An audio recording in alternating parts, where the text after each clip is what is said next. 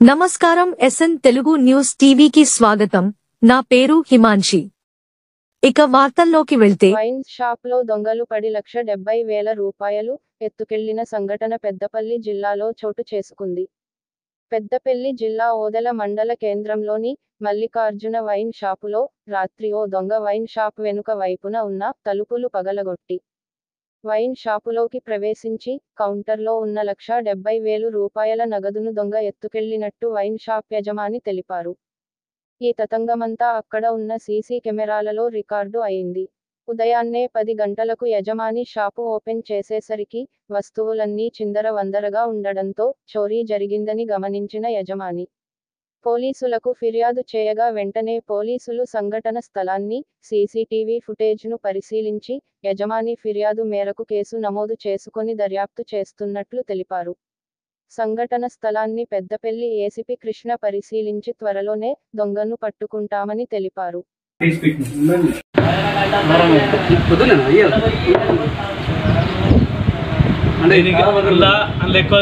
నేను కూడా పైసలు అందుకెళ్ళి 8,000 పట్టుకొని పోయాను.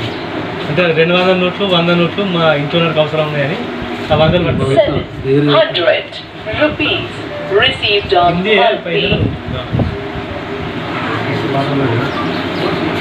ఎప్పటి చిల్లర నుంచి బాగా ఉంచేటోళ్ళు అది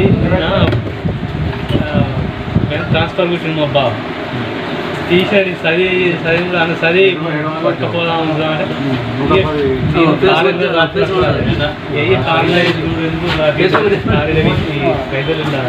నేను ఎప్పుడైనా కూడా ఇలా ఇక్కడ కింద పెట్టుకోవాలి.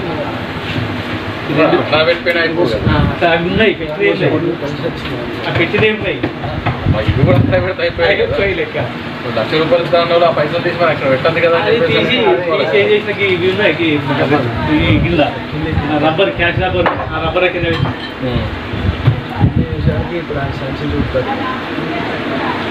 సంచి కోసం సంచి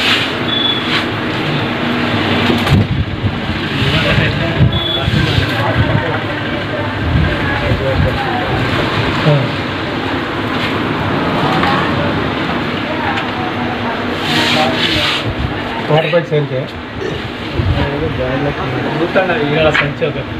ఒక సంచి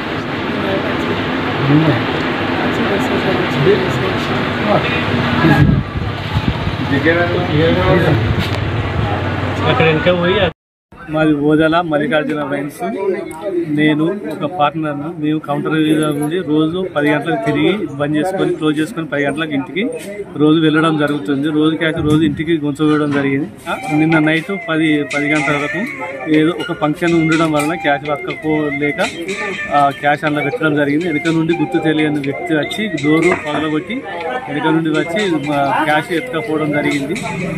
నైట్ సుమారు రాత్రి 12:30-1 గంట వరకు జరిగినట్టుగా ఎస్ఐ గారికి కంప్లైంట్ చేసినాం. ఎస్ఐ గారు పరిశీలించి చూసింది. సీసీ ఫుటేజ్ అవి అన్ని వెతికిరు. అందులో 1:30 వరకు వాళ్ళు వ్యక్తిని గుర్తించి పట్టుకుంటామని చెప్పారు. మేము బాధాకరంగా ఉంది. మాకు ఏదైనా న్యాయం జరుగుతుందని అనుకుంటున్నాం. మరిన్ని లేటెస్ట్ అప్డేట్స్ కోసం SN Telugu news TV channel ని సబ్స్క్రైబ్ చేయండి, లైక్ చేయండి, షేర్ చేయండి.